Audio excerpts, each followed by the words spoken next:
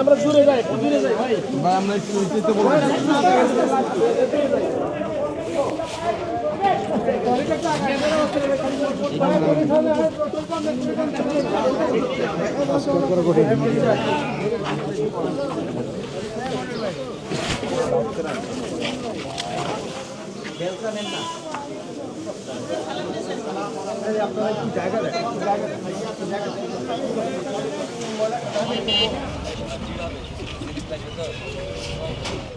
পরিবেশ যখন সুন্দর থাকে তখন তার ইতিবাচক প্রভাব মানুষের মনোজগতের উপরে পড়ে।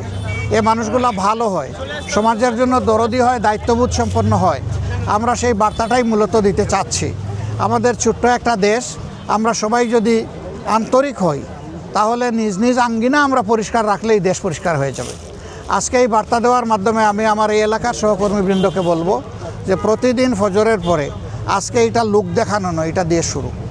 প্রতিদিন ফজরের পরে আমাদের প্রত্যেক ইউনিট মিনিমাম আধা ঘন্টা সময় এই পরিচ্ছন্নতার কাজ করবে। 1 ঘন্টা পারলে আরও ভালো। এরপরে যার যার কাজে পারিবারিক পেশাগত দায়িত্বে তারা ছড়িয়ে পড়বে, সমাজের অন্যান্য সেবায় ছড়িয়ে পড়বে। কিন্তু এখন থেকে আমাদের এই এলাকাটা আমরা চাচ্ছি একটা মডেল এলাকা হিসাবে গড়ে উঠুক। আমরা সরকারের ফান্ড পাই না পাই, সরকার আমাদেরকে কি দিবে না দিবে এটার তোয়াক্কা আমরা করব না। তবে আমরা আশা করব, দাবি রাখবো, এই এলাকার ন্যায্য পাওনার থেকে সরকার যেন এলাকাকে বঞ্চিত না করে।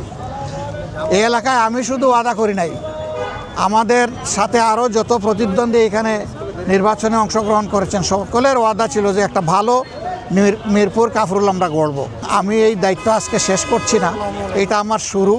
আমি ঢাকায় থাকলে প্রতিদিন এখানে আসব, প্রতিদিন রাস্তা ঝাড়ু দেবো ইনশাআল্লাহ।